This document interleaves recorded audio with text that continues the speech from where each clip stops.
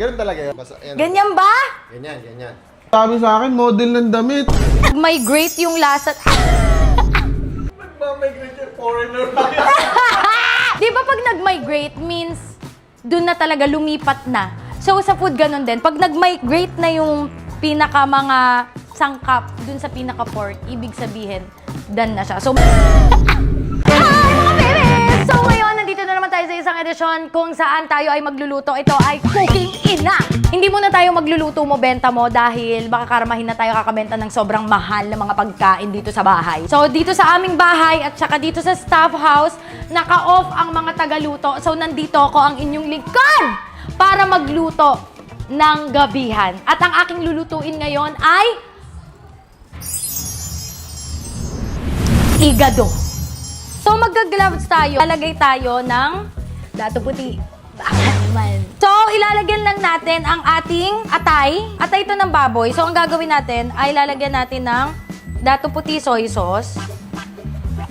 So, ilalagay lang natin muna tong baboy dito. Nahugasan naman na to. Okay, so nilagyan ko to ng toyo. Lalagyan din natin ng toyo tong baboy. Tapos, lalagyan din natin ng kalamansi and paminta. Haluin natin. So, tingnan nyo yung anak ko. Ang anak ko nag-healthy living. Nagsusumba siya dun, no? Sa iba, enough na yung nilagay ko. Toyo, kalamansi, paminta. Pero ako, gusto ko, pag nagmamarinate, nilalagay ko na rin itong dato puti na oyster sauce para manuot na rin dito. Ako, nilalagay ko na siya dito pa lang. Gusto ko manuot na kasi siya dyan, yung lasa. Kasi ano to tamis alat. So, kaya marami ako niluluto ngayon kasi para na to sa staff house at saka sa bahay dito sa ano. So, gusto ko maanghang to, pero sa dulo ko na ilalagay para malagyan ko ng separate na pagkain si Kidlat. So, ang pinaka-best part dito ay kailangan tikpan na agad to ng editor para... So, ito mga VVs ay hintayin na muna natin siya na mag-migrate yung lasa. Mag-migrate yung lasa ng mga spices sa pork. Nagmamigrate yung foreigner. Di ba pag nag-migrate means dun na talaga lumipat na. So, sa food ganun din. Pag nag-migrate na yung pinaka mga sangkap dun sa pinaka pork, ibig sabihin, done na siya. So, maghintay muna tayo dito ng mga ilang minutes para talagang sobrang sarap niya. Okay. Lalagyan din natin siya ng suka.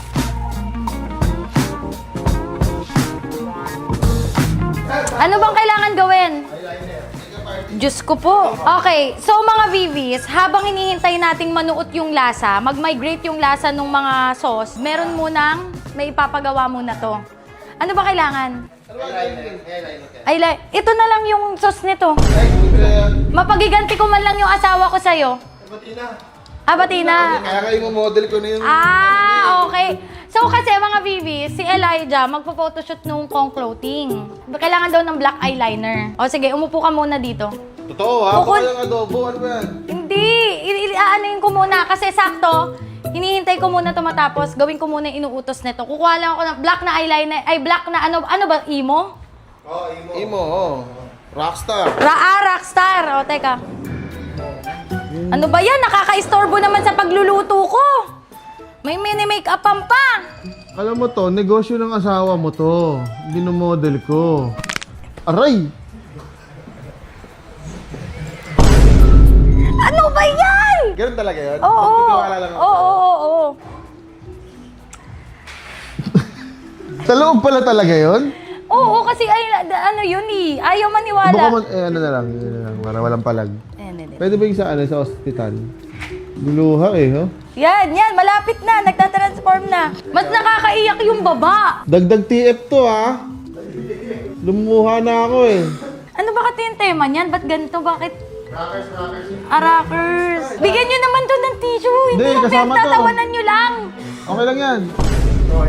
Yan. Tingin ka sa taas. Yan. Tingin.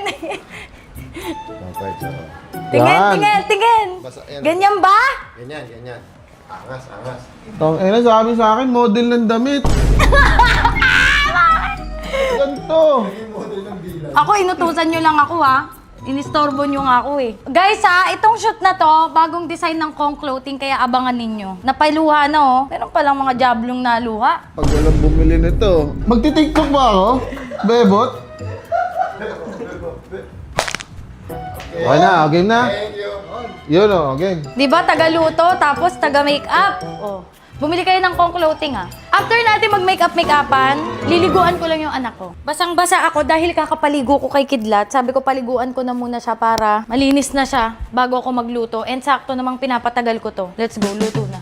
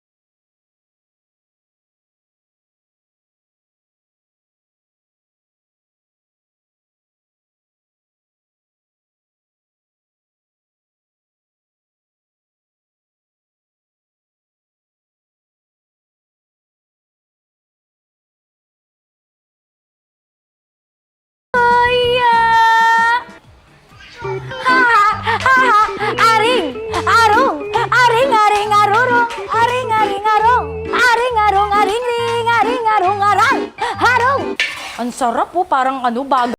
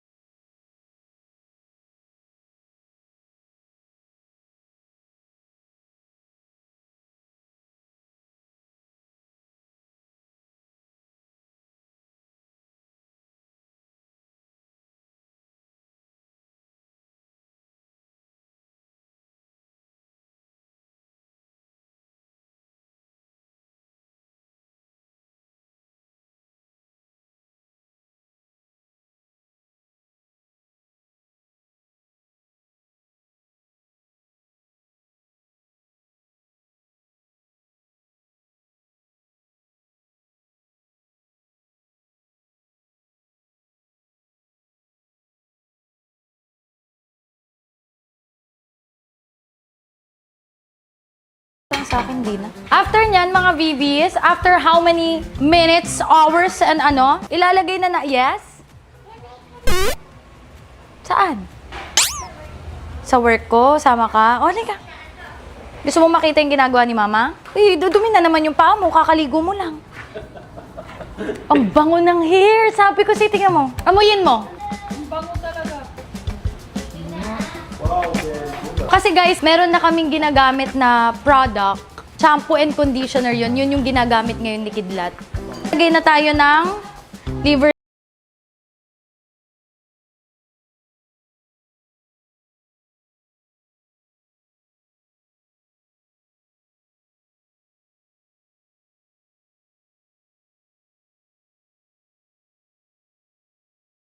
Gawat, open na open yung pores ko. Okay, after nito, lalagay na natin yung ating gulay. Lalagay na natin to.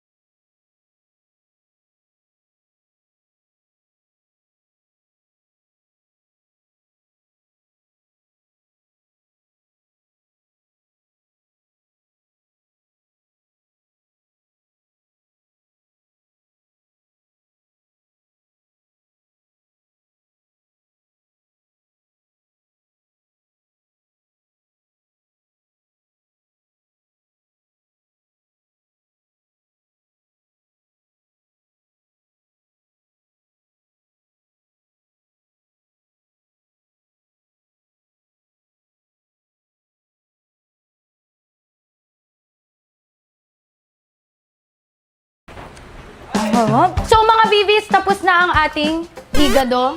Papakita ko na. Wait! Okay, so ito na ang ating igado.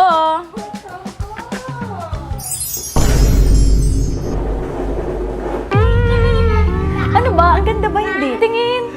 Gusto ko kasi aesthetic, hindi ba? Pangit. Parang bibitayin niya siya kain. Tingnan nyo, ang sarap.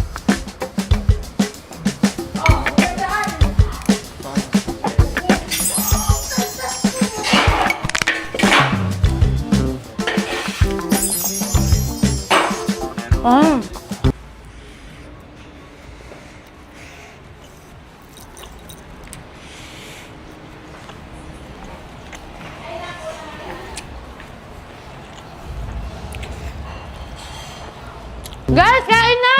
Kain na na! Sarap naman ah. Ha? Wala pa, hindi mo pa nakain. Hindi nagsalita ako. Papasayaw pa. Wow! Okay. Wow!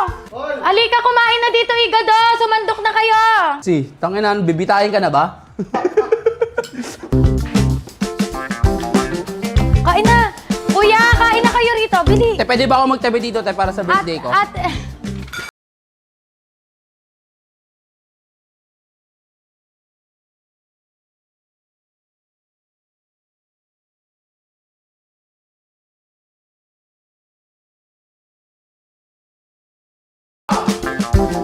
Tanong lasa. Hindi pa nga ako. If you're not subscribed to Team Payaman, why not? Coconut Paknot. Subscribe now and ring the notification bell.